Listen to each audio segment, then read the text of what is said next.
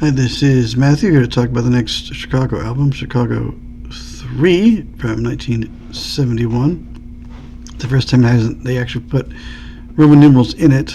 The other ones were kind of retroactive, as it were. The first two, their third double album, based on the success of the last album. Then on two, they went on tour and were very tired when they made this album, but you wouldn't know it by the performances on it. First time they've done that. Very good album. Really cool stuff. They play with like jazz and rock and country and all kinds of stuff on here. Again, you've got some combined kind of sweet movementy type things, some regular songs interspersed on this double album again, like last time. Pretty cool stuff. I've heard some of it. I've heard it before. I do have that one on vinyl. Probably the most experimental so far, at least to me it was. When I heard it again, definitely very experimental in a lot of some places, and not as much in others. Kind of a mix of stuff. Pretty cool, in my opinion, at least. I really enjoyed it. I do like jazz and stuff too, so it's nice to they really kind of up their playing and their abilities. So, but life on the road will do that. So, get me there. Yep, it will do that to you. So, really, really, really good album. A couple of singles. Got to number 2 on Billboard though. So quite a little bit better than the last one. UK only got to number 9, so not quite as good of a job there. For some reason, they didn't quite take to it, for whatever reason. But we did. The two hits from Free and Lowdown didn't chart as well, but I do know them. And Free was used in a commercial back in the late 90s for something. I forget what it was now. It was used in that. Really cool stuff. So we'll go look at Wikipedia and see what's on it and all that kind of thing. So side 1 of the first is going to be, we start with Sing a Mean Tune Kid from Robert Lamb wrote that one, and Robert Lamb sings it. And then we have Loneliness is Just a Word. Terry Kath did that one. Doesn't give a writing credit, but I assume maybe he wrote it too. What else can I say? Peter Cetera wrote it, and he sang it also. And then we jump to I Don't Want Your Money by Robert Lamb. He wrote that one, and Terry Kath sings it. Sings quite a bit here on here at different times. Robert Lamb did. I guess music was Terry Kath, but Robert Lamb, I guess, sing it. Looks like.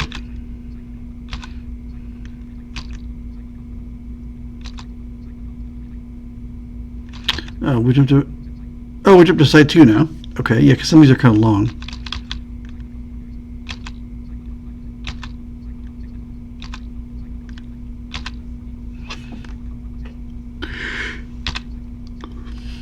Travel Suite is a big 22-minute thing here. We have Flight 602 starts it out. Robert Lamb wrote the lyrics. Robert Lamb wrote the music, and vocals are by him as well. The Motorboat to Mars, I think it's just an instrumental. There are a few of those. Adair Seraphine did the music, and vocals are no one, because it's an instrumental track. And then we jump to Free, which is a great song. Robert Lamb wrote the lyrics to that one, and music by him as well, and Terry Kath does sing it. There's some backing vocals with Peter Cetera and I think some of the other guys as well. So, and Free Country is an instrumental track, but Robert Lamb, Terry Kath, Walter Perezader all did the music to it, and it's instrumental, so there's no vocals. At the Sunrise is Robert Lamb wrote the lyrics. Music is Robert Lamb as well, and Lamb and Cetera sing it.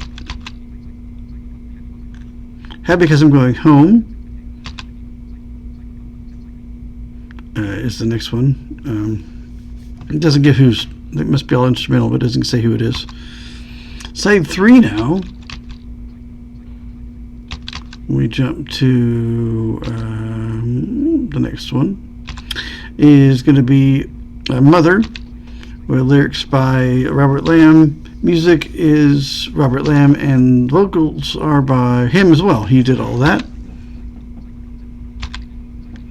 Then we get to Lowdown, which is the other single. Lyrics by Pizzatera and Seraphine. John, I believe? Well, yeah. Something like that. I always forget his last name. The drummer. Music by Cetera, and vocals are Peter Cetera, of course. Great song. And then An Hour In is in the Shower is next. Lyrics. Oh yeah, this is the suite. So the first part of it is something called "A Hard Rising Morning Without Breakfast." Terry Kath lyrics, music by Kath, and the vocals are him as well.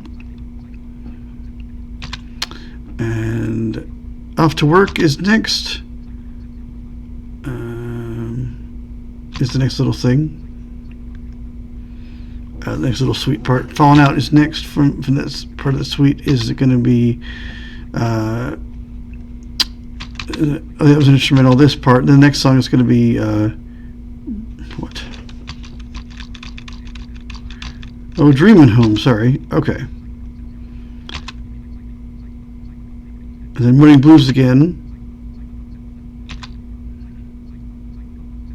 And Side 4, yeah, because all those were big, long instrumental tracks that joined up with the other thing with him singing about breakfast and his time in the shower and how good it makes him feel. It's kind of weird.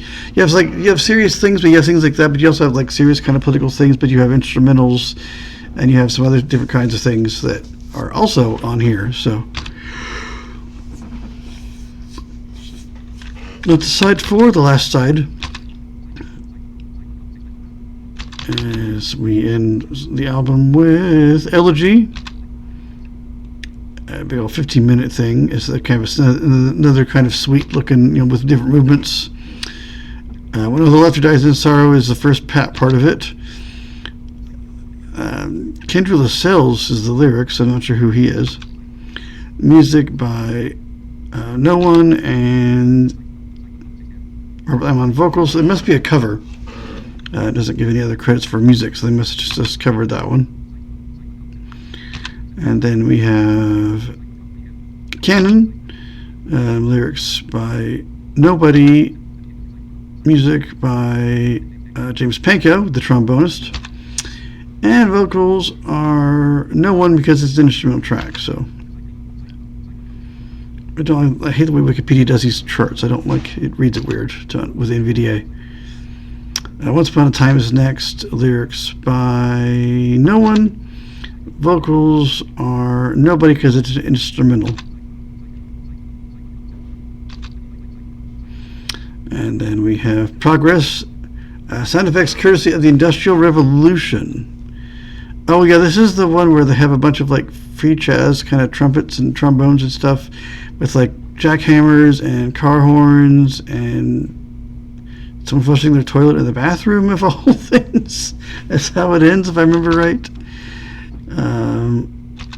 So it's totally an instrumental track. James Pankow and the Garcia guy, who was their manager, put this together. And no vocals, because it's a very interesting instrumental free jazz mixed with the car horns and the jackhammer guy, and I think some cars going past and the toilet flushing bathroom person. Oh man, oh man. The Approaching Storm is next. No lyrics. Music of James Pecco again. And no lyrics, no vocals because it's another instrumental track of, yeah. Man vs. Man, the end is the next track with no lyrics, vocals by no one, instrumental track, obviously, because of that. And that is the album. Very interesting album.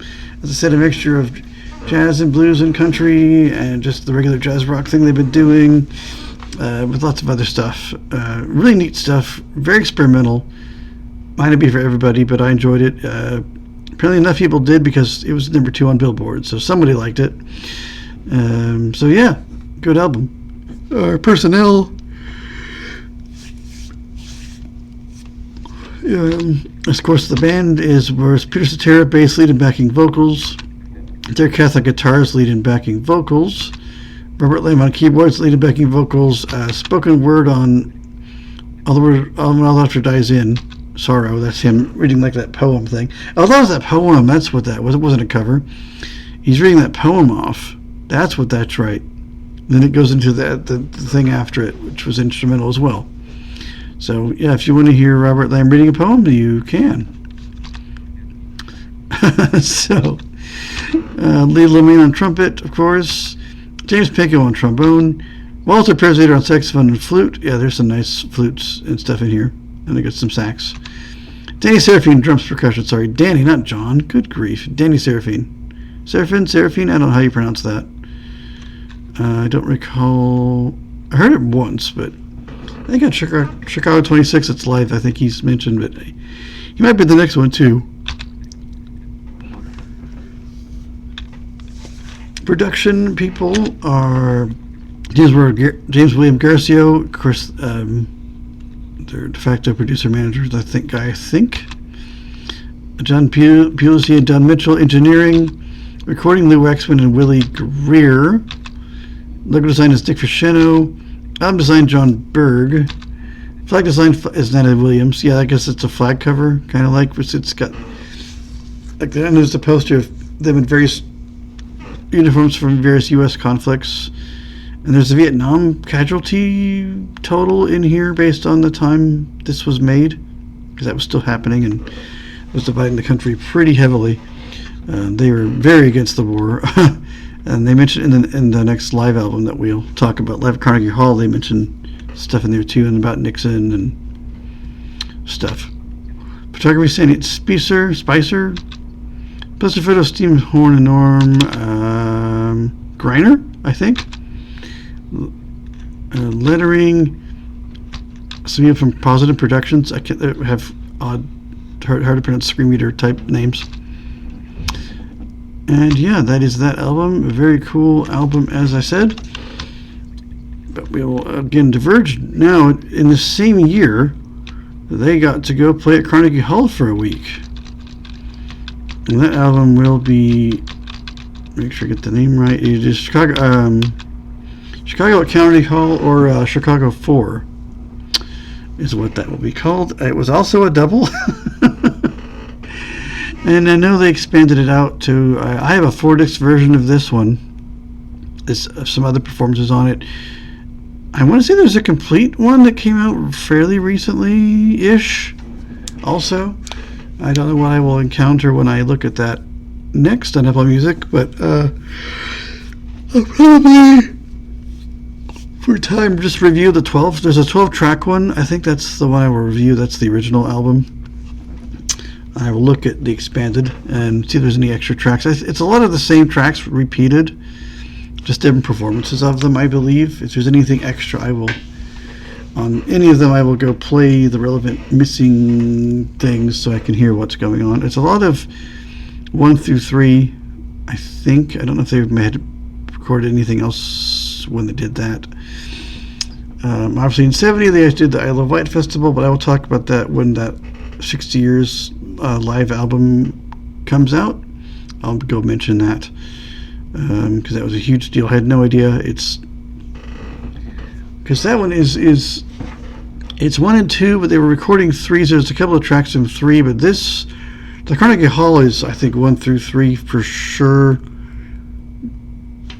Maybe some other stuff they were working on that is not quite on 3. Of course, everything's been new material. They have not recycled any material from anything else, so that's kind of nice. All fresh, new stuff at the time. But next time we will move on to 1971 and talk about Live at Carnegie Hall. I think really the first, I'm not sure it was the first rock band to do that. I'm not sure. It was a pretty big deal. It was the whole week that they performed there. And I know people complain about how the horns sound like kazoos. I didn't think so, but I'll listen again and see what I think of the horns this time. And see if they sound kazooish to me. I didn't think they did, but the band hate the mix on this one. They hated the horns. Others have complained too, but I did notice. I'll listen again and see my thoughts on that again. It's been a while since I've heard it, so I haven't heard it in headphones with AirPods and surround and Dolby Atmos and things. So I will reevaluate it when I listen to it and see what I think of it. If maybe they fixed it. I don't know, but I'll see what happens when I listen to it. Again, I'll do the 12-track one just because it's shorter. The other one's a lot longer, and I don't always have time that I would like, so I will probably do that version and just check the other ones, see if anything's missing that it doesn't have that I might want to check out again. But that will be next time, and I will see you guys in another video.